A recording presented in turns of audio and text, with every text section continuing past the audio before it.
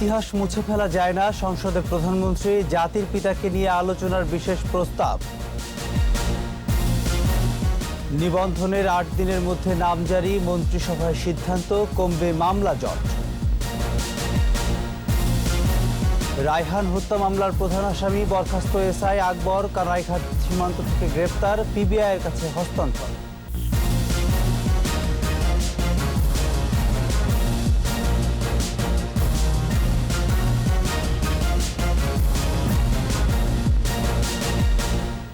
শুনছিলেন first security ইসলামী bank limited সংবাদ শিরোনাম। আমন্ত্রণ রাতের ২১ সংবাদে আপনাদের সাথে আছি আমি প্রণব চক্রবর্তী। দর্শক, ২১ টেলিভিশনের সংবাদ একই সাথে সরাসরি দেখতে পাবেন আমাদের ফেসবুক পেজ www.facebook.com/2124 অনলাইনে। এছাড়া সংবাদে আরও থাকছে: আদালতে যাওয়ার সিদ্ধান্তে অনড় ট্রাম্প, ফল মেনে নিতে মেলানিয়ার অনুরোধ, পরিকল্পনা গোছাচ্ছেন বাইডেন।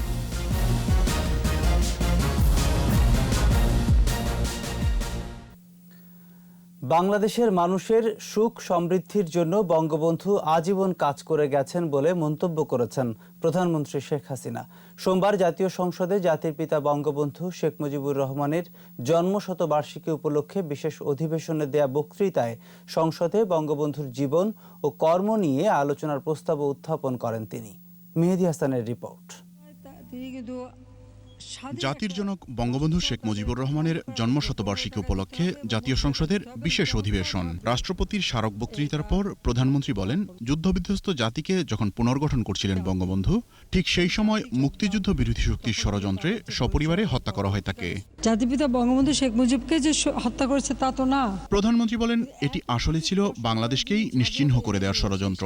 এরপর বাংলাদেশের ইতিহাস থেকে মুছে ফেলা হয়েছিল বঙ্গবন্ধুর নাম। বাঙালিদের উপরে যে অত্যাচার নির্যাতন শুরু হলো, কিন্তু গত ১ দশকেরও বেশি সময় ধরে জাতির জনকের আদর্শে উজ্জীবিত হয়ে বাংলাদেশ হয়ে উঠেছে বিশ্বের কাছে উন্নয়নের রোল মডেল। জাতি আজ শ্রদ্ধাভরে স্মরণ করছে বঙ্গবন্ধুকে। ইতিহাসের আস্থা করে নিক্ষিপ্ত হয়েছে ষড়যন্ত্রকারীরা। এ ঘটনাকে ইতিহাসের প্রতিশোধ বলে উল্লেখ করলেন প্রধানমন্ত্রী। ইতিহাস আসলে মুছে ফেলা যায় না, ইতিহাসও প্রতিশোধ নেয়। আজকে সেই নাম আর কেউ মুছতে পারবে না, ইতিহাসও মুছতে পারবে না, এটা হচ্ছে বাস্তবতা।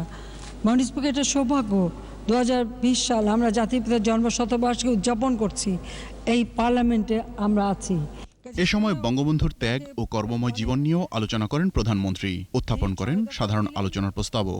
2020 সালে জন্মশতবার্ষিকীতে মুজিব বর্ষ উদযাপন উপলক্ষে তাঁর বর্ণাঢ্য রাজনৈতিক এবং কর্মময় জীবন ও দর্শনের উপর জাতীয় সংসদে বিশেষ আলোচনার মাধ্যমে সর্বকালের সর্বশ্রেষ্ঠ বাঙালি জাতির পিতা বঙ্গবন্ধু শেখ মুজিবুর রহমানের প্রতি বিনম্র শ্রদ্ধা নিবেদন করা হোক। বঙ্গবন্ধু বেঁচে থাকলে আরো আগেই বাংলাদেশ উন্নত রাষ্ট্র হতো বলেও উল্লেখ করেন প্রধানমন্ত্রী। দেশ গড়ে তোলার জন্য মাত্র 3.5 বছর সময় পেয়েছিলেন তিনি। মেহেদী হাসান, ২১ টেলিভিশন, ঢাকা। বাংলাদেশের উন্নয়ন। বঙ্গবন্ধু বাংলাদেশকে যারা আলাদা করে দেখার চেষ্টা করেছেন তারা ব্যর্থ হয়েছেন বলে মন্তব্য করেছেন রাষ্ট্রপতি মোহাম্মদ আব্দুল হামিদ। বলেছেন, আজকের বাস্তবতা এর সবচেয়ে বড় প্রমাণ। জাতির জনক বঙ্গবন্ধু শেখ মুজিবুর রহমানের জন্মশতবর্ষ উপলক্ষে সংসদের বিশেষ অধিবেশনে স্মারক বক্তৃতায় রাষ্ট্রপতি বলেন, বাংলাদেশকে জানতে হলে বাঙালির মুক্তি সংগ্রাম ও মুক্তিযুদ্ধ সম্পর্কে জানতে হবে, বঙ্গবন্ধুকে জানতে হবে। ভবিষ্যৎ প্রজন্ম যাতে বঙ্গবন্ধুর চেতনায় উজ্জীবিত হতে পারে সেজন্য সকলকে উদ্যোগী হওয়ার আহ্বান জানিয়ে রাষ্ট্রপতি বলেন, বঙ্গবন্ধু শেখ মুজিবুর রহমান শুধু একটি নাম নয়, বঙ্গবন্ধু একটি প্রতিষ্ঠান, একটি সত্তা, একটি ইতিহাস। জীবিত বঙ্গবন্ধুর মতোই অন্তরালের বঙ্গবন্ধু শক্তিশালী। যতদিন বাংলাদেশ থাকবে, বাঙালি থাকবে, এদেশের জনগণ থাকবে, ততদিন বঙ্গবন্ধু সকলের অনুপ্রেরণার উৎস হয়ে থাকবেন। খরচ চালাতে গড়ে তোলেন মুসলিম সেবা সমিতি। 1938 সালে শেরে বাংলা একে ফজলুল হক ও হুসেন শহীদ সোহরাওয়ার্দীর সাথে বঙ্গবন্ধুর পরিচয় ঘটে এবং প্রথম পরিচয়ে তিনি নেতাদের দৃষ্টি আকর্ষণ করতে সক্ষম হন। সোহরাওয়ার্দীর সাথে নিয়মিত যোগাযোগের মাধ্যমেই রাজনীতিতে তার হাতেখড়ি। তারপর থেকে লেখাপড়া, রাজনীতি, জনসেবা যুগপৎভাবে চলতে থাকে। ভূমি নিবন্ধন ও নামজারি কার্যক্রমে সমন্বয় প্রতিষ্ঠার প্রস্তাব অনুমোদন করেছে মন্ত্রিসভা। এতে নিবন্ধন সংক্রান্ত মকদ্দমা কমে আসবে বলে জানিয়েছেন মন্ত্রিপরিষদ সচিব। প্রস্তাব অনুযায়ী নিবন্ধনের 8 দিনের মধ্যে নাম জারির বিধান রাখা হয়েছে বলে জানান তিনি। রিপোর্টে আরও জানাচ্ছেন আকবর হোসেন সুমন। সচিবালয়ে অনুষ্ঠিত মন্ত্রিসভা বৈঠকে গণভবন থেকে ভার্চুয়াল প্ল্যাটফর্মে যুক্ত হন প্রধানমন্ত্রী শেখ হাসিনা। মন্ত্রিসভার বৈঠকে ভূমি মন্ত্রণালয়ের প্রস্তাব অনুযায়ী ভূমি নিবন্ধন ও নামজারি কার্যক্রমের অনুমোদন দেওয়া হয়। সভা শেষে অনুমোদিত প্রস্তাবের বিষয়ে বিস্তারিত তুলে ধরেন মন্ত্রিপরিষদ সচিব। জানান, রেজিস্ট্রেশনের 8 দিনের মধ্যে জমির নামজারির বিধান রাখা হয়েছে প্রস্তাবে। মাননীয় প্রধানমন্ত্রী বিশেষভাবে উনি আমাদের ইনস্ট্রাকশন দিচ্ছিলেন যে কিভাবে এই জমি রেজিস্ট্রেশন, মিউটেশন এগুলোকে আরও কমফোর্ট করা যায়, মানুষের যেন হয়রানি না হয়, মানুষকে যেন সময় এত না লাগে, কমপ্লেক্সিটির থেকে যেন বাঁচা যায়। এছাড়াও মন্ত্রিসভাকে অবহিত করা হয়েছে টেকসই উন্নয়ন অভিষ্ট বাংলাদেশ অগ্রগতি প্রতিবেদন 2020। একটা হলো রেজিস্ট্রেশনটা খুব ট্রান্সপারেন্ট হবে, 2 নম্বর মিউটেশন অটোমেটিক হয়ে যাবে, 3 নম্বর রেকর্ড অফ রাইট কারেকশন এটাও অটোমেটিক হবে। And this will be the liability of the AC land যদি সে না করে। আগে কিন্তু বেঁচে যেত অনেক সময়, কারণ দলিল আসতো, নাই করতো না, অনেক ঝামেলা হয়তো, সে মিউটেশনও করে রেখে দিত। বাংলাদেশে গ্লোবাল সেন্টার অন অ্যাডাপ্টেশনের আঞ্চলিক অফিস স্থাপনের তথ্য জানিয়েছেন মন্ত্রিপরিষদ সচিব। এটা একেবারে যুগান্তকারী একটা সিদ্ধান্ত বলা যেতে পারে। এবং আকবর হোসেন সুমন, 21 টেলিভিশন, ঢাকা। সিলেটের বন্দরবাজার পুলিশ ফাঁড়িতে রায়হান হত্যার 29 দিনের মাথায় গ্রেপ্তার হলো পালিয়ে যাওয়া বরখাস্ত এসআই আকবর হোসেন ভূঁইয়া। সোমবার দুপুরে সিলেটের কানাইঘাটের ডোনা সীমান্ত এলাকা থেকে পুলিশ তাকে গ্রেপ্তার করে। আকবরকে তদন্ত সংস্থা পিবিআইয়ের কাছে হস্তান্তর করা হয়েছে। সিলেট বিভাগীয় প্রতিনিধি ওয়েস খসরুর রিপোর্ট, জানাচ্ছেন মুশফিকা নাজনীন। 11 অক্টোবর সিলেটের বন্দরবাজার ফাঁড়িতে নগরীর নেহারিপাড়ার যুবক রায়হানকে ধরে এনে নির্যাতন করে পুলিশ। পরে হাসপাতালে ভর্তি করা হলে মারা যায় রায়হান। এই ঘটনায় সাময়িক বরখাস্ত এসআই আকবর ওই দিনই সিলেট থেকে পালিয়ে যায়। সোমবার কানাইঘাটের ডোনা সীমান্তে খাসিয়াদের হাতে আটক হয় সে। এরপর খাসিয়াদের জিজ্ঞাসাবাদে সে জানায় গ্রেফতার এড়াতে ভারতে পালিয়েছিল। পাবলিক মারছিল, আমরা হাসপাতালে নিয়ে দিয়েছি, কিন্তু ওখান থেকে সে মরে গেছে। তুমি কিতা লাগি বাকছে? আমি বাগি আসছি যে বলছে সাসপেনশন করছে, অ্যারেস্ট করতে পারে, তো বলছে 2 মাস পরে ঠান্ডা হয়ে যাবে, 2 মাস পর ঠান্ডা হলে আবার গেলে এটা হ্যান্ডেল করা যাবে। আমি অন্য কোনো কারণে ভাগি নাই। সোমবার বিকেলে সিলেট জেলা পুলিশ সংবাদ সম্মেলন করে। এ সময় পুলিশ কর্মকর্তারা জানান, আকবরকে জিজ্ঞাসাবাদ করবে তদন্ত সংস্থা পিবিআই। আইন অমান্য করলে সে যেই হোক না কেন, সে যে সংস্থায় চাকরি করুক না কেন, তাকে আইনের দোরগোড়ায় সুপর্দ হতে হবে। এদিকে রায়হানের মা আকবরের দৃষ্টান্তমূলক শাস্তির দাবি জানান। আকবরের বিচারটা কোর্ট পয়েন্টে ফাঁসির মঞ্চ সাজিয়ে সবাই তার জনতায় দেখবে, তখন কি এই রায়হানের আত্মা শান্তি পাবে, আমার আত্মার শান্তি পাবে। রায়হান খুনের ঘটনায় গ্রেফতার 3 পুলিশ সদস্য কারাগারে রয়েছে। মুশফিকা নাজনীন, 21 টেলিভিশন। এবারে মার্কিন যুক্তরাষ্ট্র পরিস্থিতি। প্রেসিডেন্ট ট্রাম্পকে নির্বাচনের ফলাফল মেনে নিতে অনুরোধ করেছেন তার পরিবারের সদস্যরা, তবে নিজের অবস্থানে এখনও অনড় তিনি। সুপ্রিম কোর্টে যাওয়ার পরিকল্পনা থেকে সরে আসেননি ট্রাম্প। এদিকে প্রেসিডেন্ট ট্রাম্প নির্বাচিত হওয়ার পরই কাজ শুরু করে দিয়েছেন জো বাইডেন। এরই মধ্যে মহামারী করোনা মোকাবেলায় কোভিড-19 টাস্কফোর্সের নতুন তালিকা ঘোষণা করেছেন তিনি। ক্ষমতা গ্রহণের পর ট্রাম্প প্রশাসনের বেশ কিছু নীতি বদলে দেওয়ার পরিকল্পনা তার। আরও জানাচ্ছেন দুরি মল্লিক।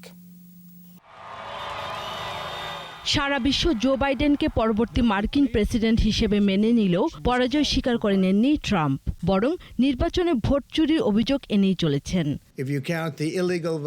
এখন পর্যন্ত ট্রাম্পের প্রচার শিবির বা হোয়াইট হাউস থেকে জো বাইডেনের সঙ্গে শুভেচ্ছা জানিয়ে কোনো যোগাযোগ করা হয়নি বলে জানা গেছে, বরং আইনি পথে নির্বাচনী ফলাফল চ্যালেঞ্জ করার ঘোষণা দিয়েছেন তিনি।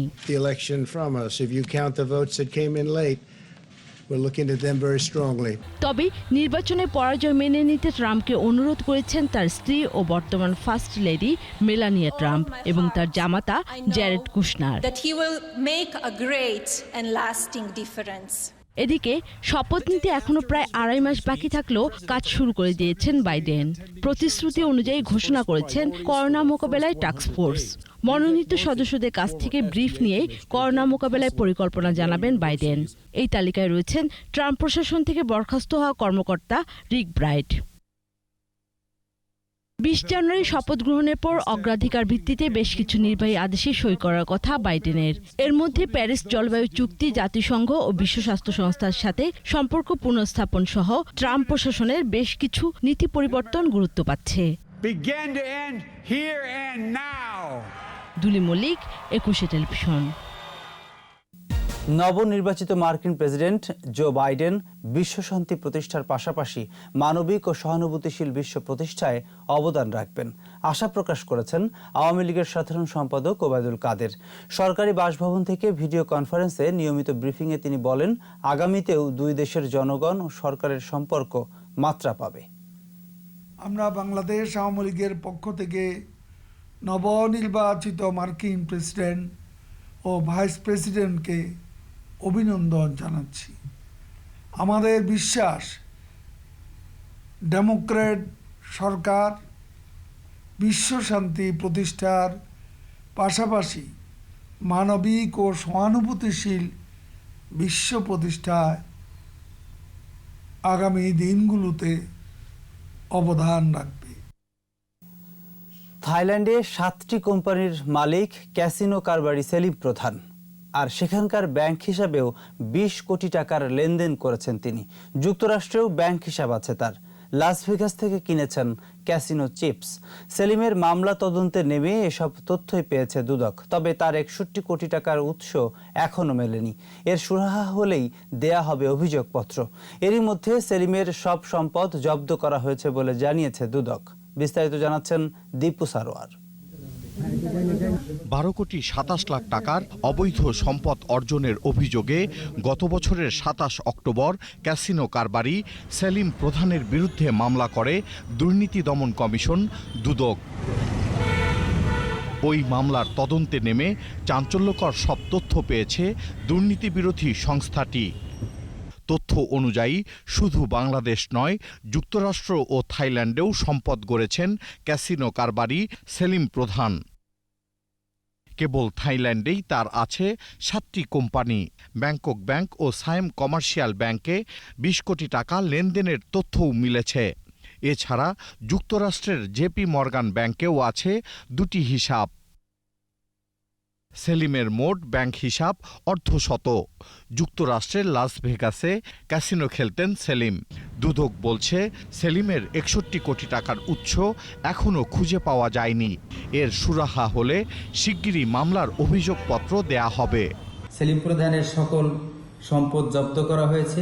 থাইল্যান্ডে সেলিম প্রধানের global trading, Asia United entertainment তথা হোম পাতায়া কোম্পানি লিমিটেড সহ 7টি কোম্পানির সন্ধান পাওয়া গেছে। ব্যাংকক ব্যাংক ও সায়েম কমার্শিয়াল ব্যাংক এর মাধ্যমে 20 কোটি টাকার আর্থিক লেনদেনের তথ্য আমাদের কাছে রয়েছে। কত টাকা পাচার হয়েছে এ সম্পর্কে পূর্ণাঙ্গ তথ্য দেয়া, তদন্ত রিপোর্ট সাবমিট করা এবং মামলা পরিচালনার এই পর্যায়ে বলা সমীচীন হবে না। টাকা উদ্ধারের ব্যাপারে আমেরিকা এবং থাইল্যান্ড সহ কয়েকটি দেশে MLAR এর মাধ্যমে ব্যবস্থা গ্রহণ করা হচ্ছে। গত বছরের 30 সেপ্টেম্বর বিদেশে পালিয়ে যাওয়ার সময় শাহজালাল বিমানবন্দর থেকে গ্রেপ্তার হন অনলাইন জুয়ার কারবারি সেলিম প্রধান। পরে তাকে নিয়ে গুলশান অফিস ও বাসায় অভিযান চালায় র্যাব। গুলশান থানায় অর্থ পাচার ও মাদকদ্রব্য নিয়ন্ত্রণ আইনে মামলা হয়। ওই মামলায় কয়েক দফা সেলিমকে রিমান্ডে নিয়ে জিজ্ঞাসাবাদ করেছে র্যাব ও সিআইডি। দুর্নীতির মামলায় দুদকও রিমান্ডে নিয়ে জিজ্ঞাসাবাদ করেছে তাকে। দীপু সারোয়ার, 21 টেলিভিশন, ঢাকা। এদিকে বরিশালে দুর্নীতি মামলায় সাবেক সিটি মেয়র আহসান হাবিব কামাল সহ 5 জনকে 7 বছর করে কারাদণ্ড দিয়েছে আদালত। এছাড়া কামাল সহ 2 জনকে 1 কোটি টাকা করে জরিমানা করা হয়েছে। বরিশাল বিভাগীয় স্পেশাল জজ আদালতের বিচারক মোহাম্মদ মহসিনুল হক এই রায় দেন। দণ্ডপ্রাপ্ত অপর 4 জন হলেন বরিশাল পৌরসভার সাবেক নির্বাহী প্রকৌশলী মোহাম্মদ ইসাহাক, সাবেক সহকারী প্রকৌশলী খান মোহাম্মদ নুরুল ইসলাম, সাবেক উপসহকারী প্রকৌশলী আব্দুস সাত্তার এবং ঠিকাদার জাকির হোসেন। 1995-96 অর্থ বছরে রাস্তা মেরামতের 39,50,000 টাকা আত্মসাৎ করেন আসামিরা। এ ঘটনায় 2010 সালের 11 অক্টোবর দুদক মামলা করেন। 22 জনের সাক্ষ্য গ্রহণ শেষে এ রায় দেন আদালত।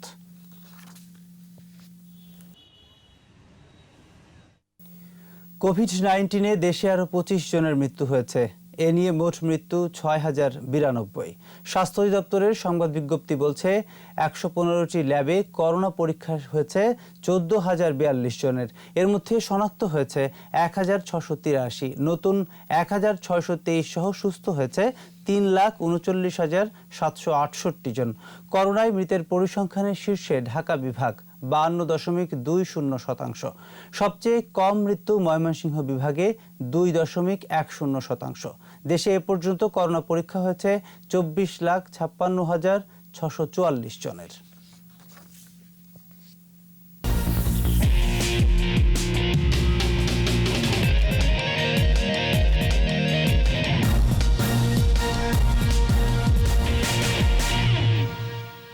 এক বছরের বেশি সময় পর হোম অব ক্রিকেট মিরপুর স্টেডিয়ামে ফিরেছেন বিশ্বসেরা অলরাউন্ডার সাকিব আল হাসান। বঙ্গবন্ধু টি-20 টুর্নামেন্টের জন্য বুধবার সাকিবের ফিটনেস পরীক্ষা হবে বলে জানিয়েছেন প্রধান নির্বাচক মিনহাজুল আবেদিন নান্নু। এদিকে প্রথম দিনের ফিটনেস পরীক্ষায় টিকে গেলেন মোহাম্মদ আশরাফুল সহ কয়েকজন ক্রিকেটার। বিস্তারিত সৌরভ ইমামের রিপোর্টে। এক বছরের নিষেধাজ্ঞা শেষ হলে গত সপ্তাহে যুক্তরাষ্ট্র থেকে ঢাকায় ফেরেন সাকিব। এবার মাঠের লড়াইয়ে ফেরার অপেক্ষায় তিনি। নিয়ম অনুযায়ী সাকিব ফিটনেস পরীক্ষায় দিতে আসেন মিরপুরে। চেনা মাঠে সতীর্থদের সাথে কিছুটা সময় কাটান বাংলাদেশ ক্রিকেটের এই পোস্টার বয়। সোমবার সাকিবের ফিটনেস পরীক্ষার কথা থাকলেও তা বুধবার হবে বলে জানিয়েছেন বিসিবির প্রধান নির্বাচক মিনহাজুল আবেদিন নান্নু। বঙ্গবন্ধু টি-20 টুর্নামেন্ট দিয়ে প্রতিযোগিতায় ক্রিকেটে ফিরবেন সাকিব। প্র্যাকটিস শুরু করছে, সাসপেনশনের পরে এসছে এবং ওর ফিটনেসটাও দেখা হবে, বুধবারে ওর ফিটনেসটা দিবে। তাড়াতাড়ি সব কিছু তো পাওয়া যায় না, আস্তে আস্তে অ্যাডজাস্ট করে নিজেকে। ওয়েল এক্সপিরিয়েন্স প্লেয়ার, পৃথিবীর সেরা ক্রিকেটার, এবং খুব তাড়াতাড়ি অ্যাডজাস্ট করে নিতে পারবে এবং এই টুর্নামেন্টে ভালোই খেলবে আশা করি। বঙ্গবন্ধু টি-20 টুর্নামেন্ট ঘিরে শতাধিক ক্রিকেটারের ফিটনেস পরীক্ষা নেবে বিসিবি। উত্তীর্ণদের নিয়ে হবে প্লেয়ার্স ড্রাফট। প্রথম দিন ফিটনেস পরীক্ষায় যারা উত্তীর্ণ হয়েছেন তাদের মধ্যে রয়েছেন সাবেক অধিনায়ক মোহাম্মদ আশরাফুলও। 2.5 মাস ধরে আমি ঢাকার বিভিন্ন জায়গায় প্র্যাকটিস এবং ম্যাচ খেলে বেড়াচ্ছিলাম, কারণ যে কোনো সময় শুরু হলে যেন আমি রেডি থাকতে পারি। সেই কারণে ব্যক্তিগত উদ্যোগেই অনেকগুলো প্র্যাকটিস ম্যাচ খেলেছি, প্র্যাকটিস করেছি। বঙ্গবন্ধু টি-20 টুর্নামেন্টে অংশ নিচ্ছে 5টি দল। সৌরভ ইমাম, 21 টেলিভিশন, ঢাকা। এর সাথে শেষ করছি রাতের 21 সংবাদ। যাবার আগে ফার্স্ট সিকিউরিটি ইসলামী ব্যাংক লিমিটেড সংবাদ শিরোনামগুলো আরও একবার। ইতিহাস মুছে ফেলা যায় না, সংসদে প্রধানমন্ত্রী জাতির পিতাকে নিয়ে আলোচনার বিশেষ প্রস্তাব।